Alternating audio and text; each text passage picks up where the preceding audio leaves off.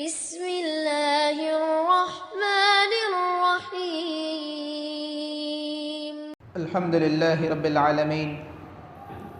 والصلاة والسلام على رسوله الكريم اما بعد عن عبد الله بن عمرو رضي الله عنهما ان النبي صلى الله عليه وسلم قال من ردته الطيرة عن حاجته فقد اشرك۔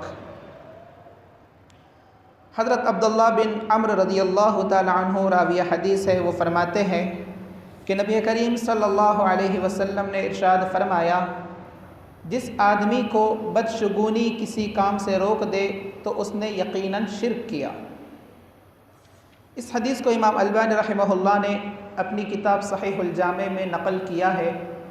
اور راوی حدیث حضرت عبداللہ بن عمرو بن عاص رضی اللہ تعالی عنہما ہے۔ وہ فرماتے ہیں کہ نبی کریم صلی اللہ علیہ وسلم نے ارشاد فرمایا کہ جس شخص کو بدشگونی کسی کام سے روک دے تو یقیناً اس نے شرک کیا ہے۔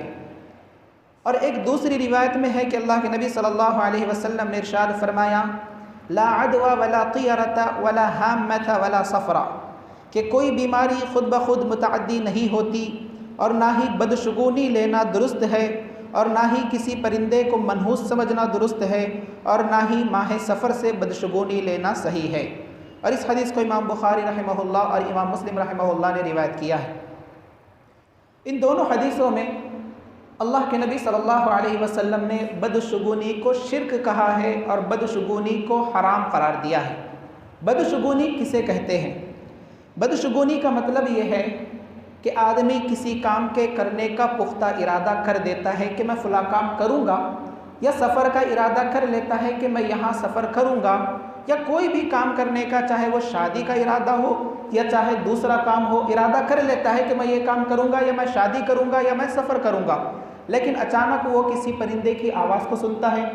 یا اچانک کسی کے چہرے کو دیکھ لیتا ہے جو کہ اس کا دشمن ہو، یا اسی طرح الو کے آواز کو سن لیتا ہے، یا اسی طرح بلی کے گزر جانے کو دیکھ لیتا ہے،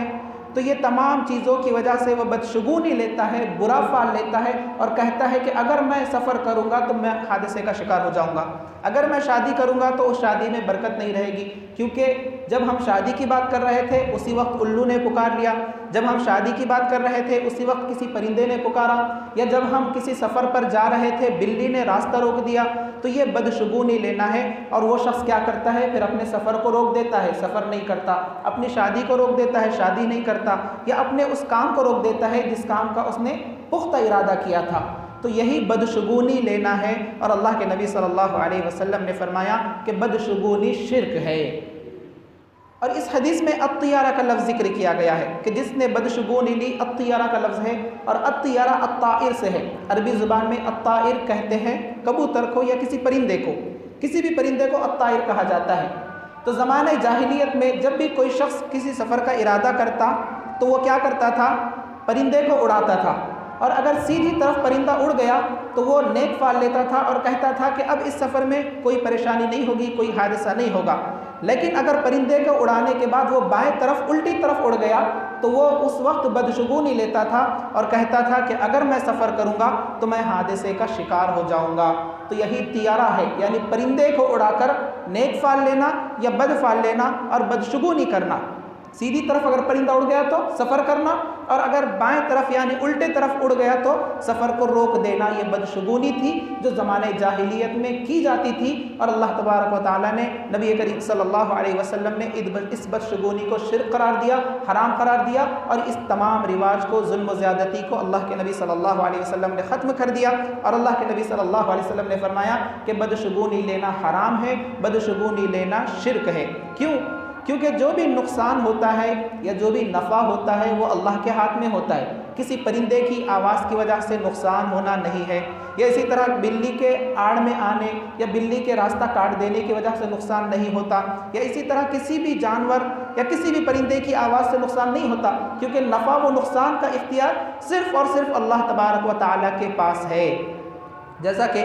اللہ کے نبی صلی اللہ علیہ وسلم نے صحابی رسول کو نصیحت کی، فرمایا کہ اے صحابی اذا سألت فاسأل اللہ، جب بھی تمہیں مانگنا ہے اللہ سے مانگو، وَإِذَا اسْتَعَنْتَ فَاسْتَعِنْ بِاللَّهِ، جب بھی تمہیں مدد طلب کرنی ہے اللہ سے مدد طلب کرو، وَاعْلَمْ أَنَّ الْأُمَّةَ لَوِ اجْتَمَعَتْ عَلَىٰ أَن يَنْفَعُوكَ بِشَيْءٍ لَمْ يَنْفَعُوكَ إِلَّا بِشَيْءٍ قَدْ كَتَبَهُ اللَّهُ لَكَ، اور جان لو کہ اگر سارے لوگ، تمام امت اس بات پر جمع ہو جائے کہ وہ تمہیں کوئی نفع پہنچا سکے، لم ينفعوک، وہ نفع نہیں پہنچا سکتی مگر وہی جتنا اللہ تبارک و تعالیٰ نے تمہارے مقدر میں، تمہاری قسمت میں لکھ رکھا ہے۔ وَلَوِ اجْتَمَعُوا عَلَىٰ أَن يَضُرُّوكَ بِشَيْءٍ، اور ساری امت یعنی سارے انسان اس بات پر جمع ہو جائے کہ تمہیں نقصان پہنچانا چاہے، تمہیں کسی حادثے کا شکار کرانا چاہے، نہیں کرا سکتے، نقصان نہیں پہنچا سکتے، إِلَّا قَدْ كَتَبَهُ اللَّهُ عَلَيْكَ، مگر اتنا ہی جتنا اللہ نے تمہارے مقدر میں لکھ رکھا ہے۔ تو گویا کہ کیا پتہ چلا، نفع و نقصان کا اختیار اللہ تبارک و تعالیٰ کے پاس ہے، نفع و نقصان پہنچانے والا اللہ تبارک و تعالیٰ کے پاس، اللہ تبارک و تعالیٰ ہے۔ تو گویا کہ ایک مومن کے لیے یہ زیبا نہیں دیتا، ایک مومن کی یہ صفت نہیں ہوتی کہ وہ صرف بلی کی وجہ سے بدشگونی لے لے، یا کسی الو کے چیخنے کی وجہ سے بدشگونی لے لے، یا کسی پرندے کے اڑ جانے کی وجہ سے بدشگونی لے لے، یا اسی طرح حادثے کا شکار کا جو ہے بدگمانی کر لے۔ یہ ایک مومن کو زیبا نہیں دیتا، بلکہ مومن کو ہمیشہ اللہ تبارک و تعالیٰ پر توکل کرنی چاہیے۔ فَتَوَكَّلُوا عَلَى اللَّهِ، کہ اللہ تبارک و تعالیٰ پر توکل کرو، اللہ تبارک و تعالیٰ پر بھروسہ کرو، کیونکہ نفع و نقصان کا اختیار صرف اور صرف اللہ تبارک و تعالیٰ کے پاس ہے۔ اور اللہ تبارک و تعالیٰ ارشاد فرماتا ہے، سورۃ التوبہ کی آیت ہے کہ قُل لَن يُصِيبَنَا إِلَّا مَا كَتَبَ اللَّهُ لَنَا، کہ آپ اے نبی صلی اللہ علیہ وسلم آپ کہہ دیجئے کہ ہمیں وہی چیزیں پہنچتی ہے جو اللہ تبارک و تعالیٰ نے ہمارے مقدر میں لکھ رکھا ہے۔ یعنی کسی کے ہاتھ میں، کسی مخلوق کے ہاتھ میں، کسی پرندے کے ہاتھ میں یہ اختیار نہیں ہے کہ وہ کسی کو کچھ نفع پہنچا سکے یا نقصان پہنچا سکے، بلکہ لن یصیبنا الا ما کتب اللہ لنا، ہمیں وہی پہنچتی ہے جو اللہ تبارک و تعالیٰ نے ہمارے مقدر میں اور ہمارے لیے لکھ رکھا ہے۔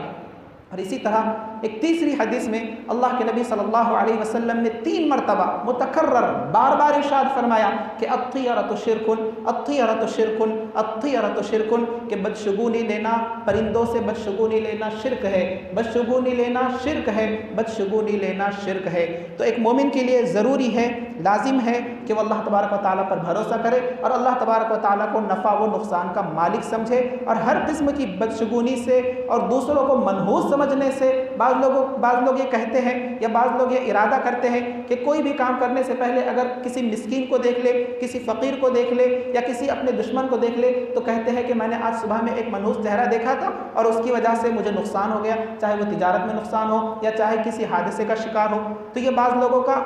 ارادہ ہوتا ہے، اور یہ بعض لوگ کہتے ہیں کہ میں نے منحوس چہرہ دیکھ لیا تھا، جبکہ منحوس بھی جو ہے کوئی چیز نہیں ہوتی،